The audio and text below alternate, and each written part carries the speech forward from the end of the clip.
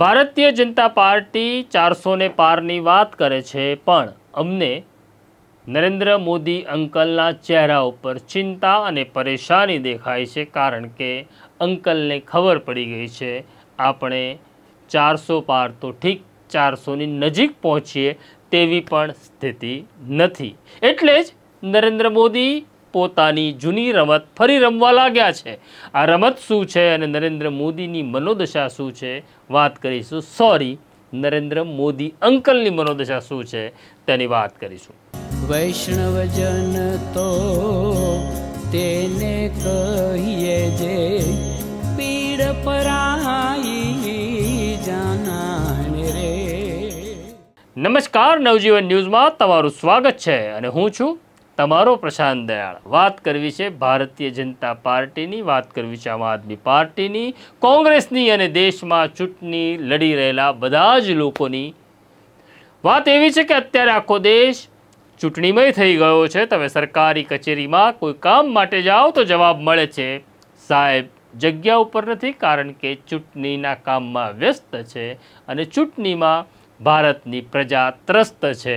પણ આ દેશમાં પ્રજાની કોઈને પડી નથી. વાત પ્રજાની બધા જ કરે છે, પણ બધાને જ પોતાની ખીચડી કેવી રીતના રંધાય તેની ચિંતા છે. ભારતીય જનતા પાર્ટી દાવો કરે છે કે આ વખતે 400 પાર થશે, આ તેમનો દાવો છે. જ્યારે અમને કેટલાક મિત્રો પૂછે છે કે શું લાગે છે, ત્યારે અમે પણ કહી દઈએ છીએ કે નરેન્દ્ર મોદી 400 પાર છે, કારણ કે હવે અમને પણ કસ્ટમર જોઈ જવાબ બોલતા આવડી ગયો છે. અત્યારે દેશનો મોટાભાગનો વર્ગ ભાજપમય હોય એવું તમને લાગી રહ્યું છે, કારણ કે તમે ગુજરાતમાં રહો છો, પણ ગુજરાત એ દેશ નથી. દેશની સીમા, દેશની સમસ્યા અને દેશના પ્રશ્નો કંઈક અલગ જ છે. 2014માં ભારતીય જનતા પાર્ટીનો પોસ્ટર બોય એટલે કે નરેન્દ્ર મોદી પહેલી વખત ચૂંટણી લડ્યા, ત્યારે દેશમાં એક માહોલ એવો કરી દેવામાં આવ્યો કે આ કોંગ્રેસ સરકાર એટલે વિશ્વની સૌથી ભ્રષ્ટ સરકાર છે અને આ માર્કેટિંગ, આ પ્રચારમાં નરેન્દ્ર મોદી સફળ થયા, એટલે જ તેમને સત્તા મળી. હા, સત્તા તો મળી, પણ આંકડો 282 ઉપર પહોંચ્યો. એટલે કે આ પોસ્ટર બોય ભારતીય જનતા પાર્ટીને 282 એટલે ચોખ્ખી બહુમતી અપાવવામાં સફળ રહ્યો. 2019માં હવે એક નવો મુદ્દો લાવવાનો હતો, પણ મુદ્દો નહોતો અને થયો પુલવામા ઉપર હુમલો. એટલે આપણા CRPFના જવાનો માર્યા જાય છે, તેમની ઉપર આતંકી હુમલો થાય છે. આખા દેશમાં નરેન્દ્ર મોદી રાષ્ટ્રવાદની વાત કરે છે, ત્યારે એમને મળે છે 303 બેઠકો. હવે વર્ષ છે 2024નું. આ ત્રીજી વખત નરેન્દ્ર મોદી ભારતીય જનતા પાર્ટીનો પોસ્ટર બોય ચૂંટણી લડી રહ્યો છે. પણ આ ચૂંટણી લડી રહેલો પોસ્ટર બોય ડરેલો અને પરેશાન લાગી રહ્યા છે. ભારતીય જનતા પાર્ટી અને નરેન્દ્ર મોદીનો દાવો છે કે મોદીની ગેરંટી, પણ શેની ગેરંટી એ કોઈ કહી શકતું નથી, કારણ કે અહીંયા કરોડોની સંખ્યામાં લોકો બેકાર છે, કરોડોની સંખ્યામાં લોકો પાસે મકાન નથી, કરોડોની સંખ્યામાં ખેડૂતો પરેશાન છે. પણ 10 વર્ષ પછી પણ આ દેશમાં 80 કરોડ લોકોને મફત અનાજ આપવામાં આવી રહ્યું છે, એવો ગેરંટી બોયનો દાવો છે. ખરેખર તો ગેરંટી બોયને શરમ આવી જોઈએ, કારણ કે 10 વર્ષના શાસન પછી પણ 80 કરોડ લોકો, આ 125 કરોડ લોકોમાંથી 80 કરોડ લોકો આજે ગરીબી રેખા નીચે જીવે છે, જેમને સરકારી મફત ધાન ખાવું પડે છે. આ છે ગેરંટી. ખેર, જવા દો, આ તેમનો દાવો છે, તેમના દાવામાં નથી પડવું, કારણ કે ભક્તોએ આંખો બંધ કરી છે, કાન બંધ કરી લીધા છે. તેમને જેમ ઓમકારનો મંત્ર સંભળાય છે તેવી રીતના માત્ર તેમને મોદી મંત્ર જ સાંભળવો છે, તો આપણે કોઈને રોકી શકતા નથી. 400 પાર કરનાર, 400નો દાવો કરનાર નરેન્દ્ર મોદી અંકલ. આ મોદી અંકલ શબ્દ નવો આવ્યો છે અને આ મોદી અંકલ શબ્દ લાવ્યા છે પ્રિયંકા ગાંધી વાડ્રા. હા, પ્રિયંકા ગાંધી માટે ચોક્કસ નરેન્દ્ર મોદી એ નરેન્દ્ર મોદી અંકલ હોઈ શકે, કારણ કે પ્રિયંકા વાડ્રા અને નરેન્દ્ર મોદી વચ્ચે એક મોટી ઉંમરનું અંતર છે. જ્યારે લોકસભાની ચૂંટણીનો પ્રચાર શરૂ થયો ત્યારે વિકાસની વાત કરવામાં આવી, ત્યારે ગેરંટીની વાત કરવામાં આવી, પણ 2 ફેઝની ચૂંટણી પતી ગયા પછી ખબર પડી કે હવે આપણું રામ મંદિર ચાલી રહ્યું નથી, આપણી ગેરંટી ચાલી રહી નથી. એટલે નરેન્દ્ર મોદી ફરી વખત ગુજરાતમાં 2002માં જે ભાષા બોલતા હતા તે ભાષા ઉપર આવી ગયા.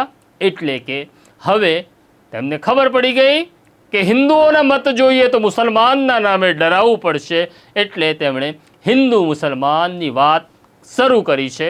પહેલા તમે આ તેમની ભાષા સાંભળી લો. देंगे और पहले जब उनकी सरकार थी उन्होंने कहा था कि देश की संपत्ति पर पहला अधिकार मुसलमानों का है. इसका मतलब ये संपत्ति इकट्ठी करके किसको बांटेंगे?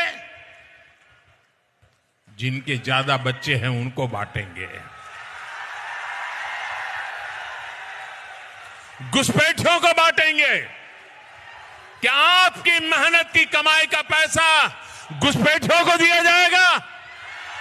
आपको मंजूर है ये कांग्रेस का मैनिफेस्टो कह रहा है कि वो माताओं बहनों का सोने का हिसाब करेंगे, उसकी जड़ती करेंगे, जानकारी लेंगे और फिर उस संपत्ति को बांट देंगे. और उनको बांटेंगे जिनको मनमोहन सिंह जी की सरकार ने कहा था कि संपत्ति पर पहला अधिकार मुसलमानों का है. भाइयों बहनों, ये अर्बन नक्सल की सोच, मेरी माताओं बहनों, ये आपका मंगल सूत्र भी बचने नहीं देंगे. यहां तक जाएंगे मैं कहने आया हूं. कांग्रेस सरकार ने कर्नाटका में जितने भी मुस्लिम समाज के लोग हैं, उच्च वर्ग के होंगे, धनी होंगे, व्यापारी होंगे, उद्योगपति होंगे, न्यायमूर्ति होंगे, कोई भी होंगे, बस सिर्फ वो मुसलमान होना चाहिए. अगर वो मुसलमान है तो उन्होंने रातों रात एक कागज निकालकर हस्ताक्षर करके उन सबको ओबीसी घोषित कर दिया. अभी ओबीसी घोषित कर दिया तो बहुत बड़ा तूफान हो गया. यानी वहां कांग्रेस ने शिक्षा और सरकारी नौकरी में पहले जिन ओबीसी लोगों को आरक्षण मिलता था, उस ओबीसी समाज में इतने सारे नए डाल दिए कि ओबीसी समाज को जो आरक्षण मिलता था वो उनसे छीन लिया, चोरी छुपी से छीन लिया. और जो मुसलमानों को नया ओबीसी बना दिया था, गैर कानूनी तरीके से बना दिया था, संविधान के विपरीत बना दिया था, बाबा साहब आंबेडकर की भावना के विरुद्ध बना दिया था, उस मुस्लिम समाज को ओबीसी को जो मिलता था वो लूट करके उनको दे दिया. નરેન્દ્ર મોદી કહે છે કે આ દેશમાં જે કંઈ સંપત્તિ છે તેની ઉપર અધિકાર મુસલમાનોનો છે. આવું કોંગ્રેસે કહ્યું તો યાદ અપાવે છે. પણ અમને ખબર છે તમે યાદ નથી અપાવતા, તમે ડરાવી રહ્યા છો, કારણ કે તમારા મુદ્દાઓ ચાલી રહ્યા નથી. જ્યારે જ્યારે નરેન્દ્ર મોદી હિન્દુ અને મુસલમાનની વાત કરે ત્યારે સમજવાનું કે એમની પાસે રહેલા બધા જ પત્તા ખલાસ થઈ જાય, ત્યારે આ હિન્દુ મુસલમાન નામનો એક જોકર એ કાયમ ઉતરે છે જ્યારે તેમને ડર લાગે છે. ગુજરાતમાં 2002ના કોમી તોફાનો પછી તેમણે આ જ કર્યું છે. હવે 2024માં પણ આ કરે છે. તેમણે ઇન્ડિયા ગઠબંધનને એવું પણ કહી દીધું કે આ તો શક્તિઓના વિરોધી છે, એટલે કે હિન્દુ વિરોધી છે. આ વિડીયો પણ તમે સાંભળી લો. मुंबई की शिवाजी पार्क में इंडी अलायंस ने खुलेआम घोषणा की है कि हिंदू धर्म की जिस शक्ति में आस्था होती है उन्हें इस शक्ति का विनाश करना है. हिंदू धर्म में शक्ति किसे कहते हैं ये तमिलनाडु का हर व्यक्ति जानता है। તમે આ વિડીયો પણ સાંભળ્યો. હવે તમારે નક્કી કરવાનું છે કે તમારે તમારા દેશની સરકાર હિન્દુ મુસલમાનના નામે ચૂંટવાની છે કે પછી તમારા દીકરાને રોજગારી આપી શકે, તમને સલામતી આપી શકે, તમારા માથે છાપરું આપી શકે, તમારા ખેડૂતને લાચાર ના રહેવું પડે તેવું બનાવી શકે, તમારી વ્યવસ્થાને એટલે કે આ સરકારી બાબુઓ જે ડરેલા ગભરાયેલા રહે છે, લાચાર રહે છે, જેમને પોતાની નોકરી જતી રહેશે ને જેલમાં જતા રહેશે એની ચિંતા થાય છે, આવી સરકાર જોઈએ છે કે દેશને એક સુશાસન આપી શકે એવી સરકાર જોઈએ છે. મત કોને આપવો તમારે નક્કી કરવાનું છે, પણ મત ચોક્કસ આપજો, કારણ કે મત આપતા નથી તો તમને સરકારને કે રાજનેતાઓને ભાંડવાનો અધિકાર નથી, કારણ કે તમારા જેવા કાયરો ઘરમાં બેસીને જ ચર્ચા કરતા હોય છે. બહાદુર બનો અને મતદાન કરો. તમારા મતની તાકાત આ રાજનેતાઓને બતાડો તો જ તમારી કિંમત થશે. આ છે નવજીવન ન્યૂઝ.